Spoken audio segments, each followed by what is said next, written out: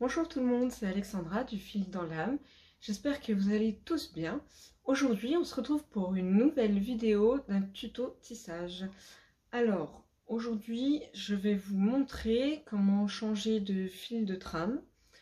Dans un premier temps, je vais vous montrer comment changer de fil de trame, mais sans changer de couleur, donc c'est-à-dire la plupart du temps en cours de l'huile. Je vais vous montrer 3 techniques. Une simple, une autre un peu plus compliquée mais du coup un peu plus invisible, et la troisième, celle comment je fais moi, donc elle n'est pas totalement invisible, mais je vais vous expliquer un peu plus tard pourquoi je fais comme ça. Ensuite, je vais vous montrer comment changer de fil de trame en changeant de couleur, donc du coup en bout de 8. Et je vais encore vous montrer là 3 façons de faire. Donc une simple, une un petit peu plus compliquée mais moins visible, et ma façon de faire moi. Je fais un petit ajout à cette vidéo parce que j'ai oublié de vous mentionner quelque chose d'important. Donc il faut noter là où vous faites vos changements de fil de trame. Surtout si vous changez de couleur et que vous le faites avec la première technique, parce que ça crée une petite surépaisseur. Et si vous le faites toujours au même endroit, vous aurez un tricot, un tissage plus épais à l'endroit des changements de couleur, et du coup vous aurez quelque chose de bien moins régulier. Donc si vous changez de couleur fréquemment en bout de 8, essayez d'alterner. Faites une fois à gauche, une fois à droite. Et puis si vous changez fréquemment de fil de trame mais en cours de 8, je vous conseille de faire un petit croquis à côté avec une petite croix à l'endroit où vous avez fait votre changement, pour essayer de le décaler à chaque fois. Du coup ça rendra encore plus votre changement de fil de trame invisible. Voilà, donc maintenant je vais vous laisser regarder la vidéo. N'hésitez pas à mettre un petit j'aime, un petit commentaire, à vous abonner, et voilà, merci. Alors, je commence par la technique simple. J'ai mis mon peigne donc en position. J'ai mon fil, là j'en suis tombée à court ici. Donc la technique la plus simple, c'est juste de passer le nouveau fil de trame en conservant mon angle.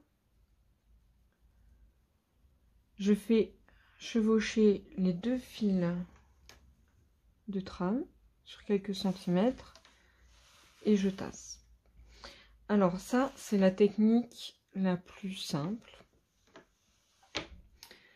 Alors, il y a des pour et des contre. Alors, c'est vraiment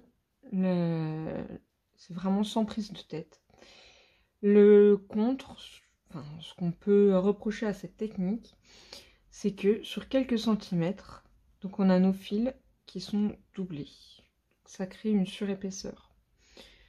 Si vous travaillez avec un fil fin, le changement il se verra vraiment pas. Surtout si vous ne changez pas de couleur, si vous ne changez pas de fil de trame très souvent, ça sera perdu au milieu de votre tissage, et on ne le verra pas. Si vous travaillez avec des fils épais, c'est un peu plus visible, donc ça peut être un peu plus embêtant. Donc je vais vous montrer une technique un petit peu plus longue à faire, et elle est beaucoup moins visible. Hop, je vais replacer mes fils. Donc j'ai ouvert ma foule, donc c'est l'espace où je passe mon fil de trame. Je vais récupérer mon fil quelques centimètres plus bas et je vais le dédoubler. Donc là mon fil, c'est un fil à 3 brins, donc je ne peux pas faire un nombre de brins égal, mais si vous pouvez, c'est mieux, évidemment. Je vais passer ensuite mon nouveau fil de trame. Voilà. Bon, ce que je vais faire avant, c'est de repasser. Voilà. Je vais repasser donc un des brins.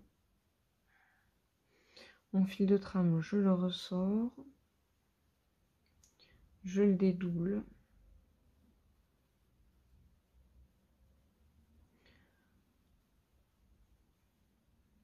Donc là, j'ai passé le bout du fil où il y a 2 brins et là où il n'y en a qu'un seul. Donc pour retrouver mes 3 brins, hop, je vais laisser le fil où il y a un brin là et faire ressortir le bout où il y a 2 brins là. Donc je me retrouve avec mes 3 brins ici. Voilà. Et je tasse.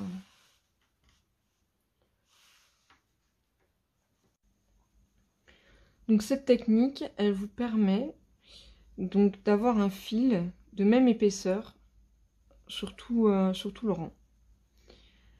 Alors si vous êtes comme moi et que vous avez un petit peu peur que ça se défasse,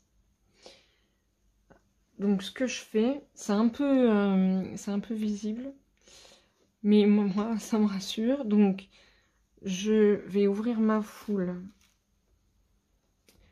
Donc avant j'avais mon peigne en position haute. Là je vais le mettre en position basse.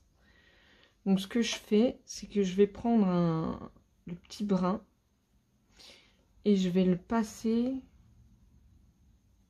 sous 2 fils de chaîne. Voilà, juste 2 pour pas que ce soit trop visible. Parce que du coup, ça se voit un peu. Donc voilà, ça c'est la 3e technique, c'est la mienne. C'est juste qu'en fait, ça me rassure, parce que j'ai toujours peur que ça se détisse. Pas trop quand j'utilise des fils de laine, mais parfois ça m'arrive d'utiliser de l'acrylique. Et j'ai peur qu'au lavage, les fibres, elles s'accrochent moins entre elles et que du coup, ça se détisse à la longue.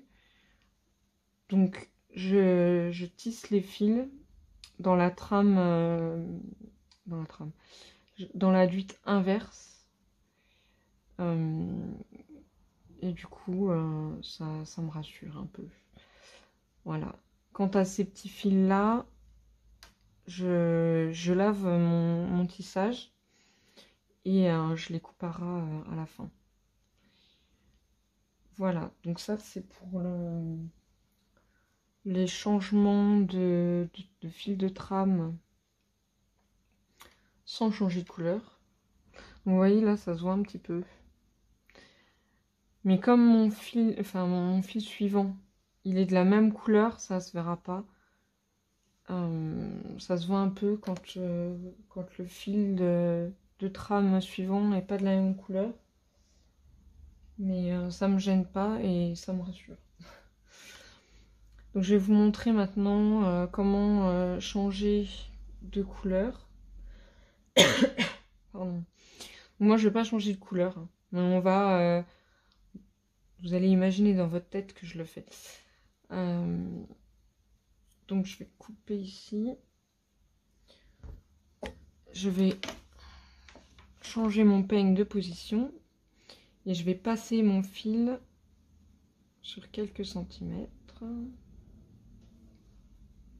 Voilà.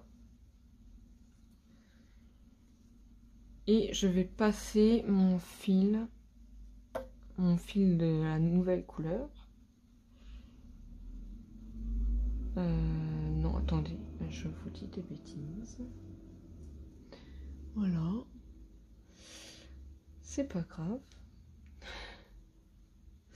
Non, non, donc ce que je fais, pardon, je me suis embrouillée un petit peu toute seule. Donc je vais ouvrir, donc je vais mettre mon peigne moi en position haute, donc la même position que pour ce fil-là.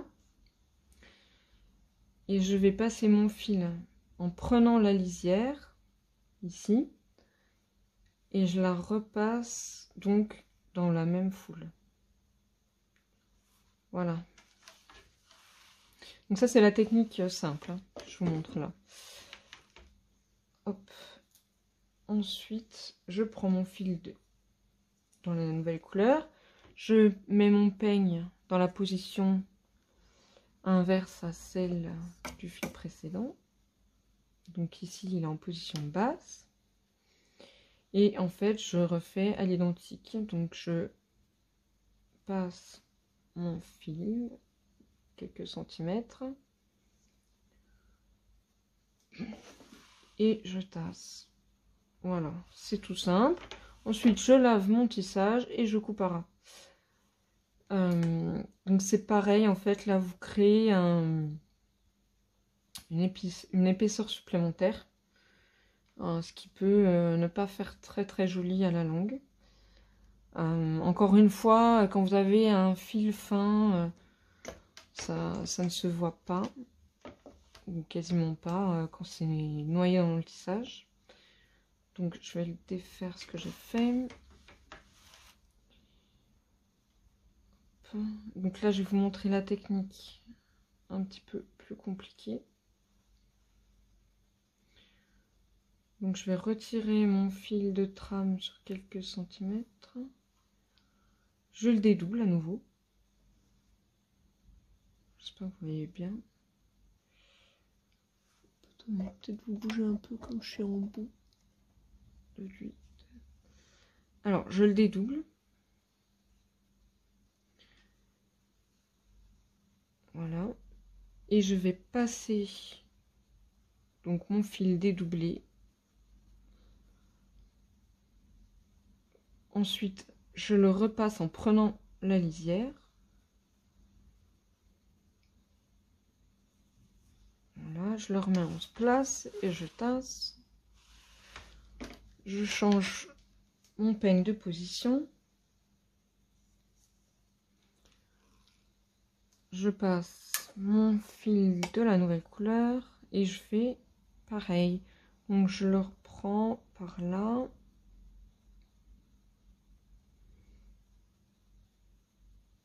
Je le dédouble. Je le repasse dans la foule. Je prends mon fil de lisière et je le fais revenir. Donc du coup, comme vous avez dédoublé votre fil, vous avez un résultat beaucoup moins épais. Vous voyez? Et du coup, ça se remarque moins. Alors, ma technique, en fait, c'est pareil que quand je ne change pas de huile, quand je ne change pas de couleur, pardon. Donc, je remets mon peigne dans la dernière position et je le fais passer dans la duite inverse sur quelques centimètres, enfin oui, un ou deux fils de chaîne, histoire que ça se voie pas trop. Donc ça c'est juste pour me rassurer. Donc je le fais ici et sur la couleur précédente aussi. Voilà, maintenant c'est à vous de jouer, vous n'avez plus qu'à essayer ces techniques. Si vous en avez d'autres qui ont fait leurs preuves, je serais ravie d'en discuter en commentaire. Je vous mets dans la description de la vidéo, comme d'habitude, donc mes pages Facebook, Instagram. Je vous mets aussi le lien du groupe Facebook pour le tissage sur métier à peigne en vergeur. Si vous n'en faites pas partie, on sera ravis de vous accueillir. Et voilà.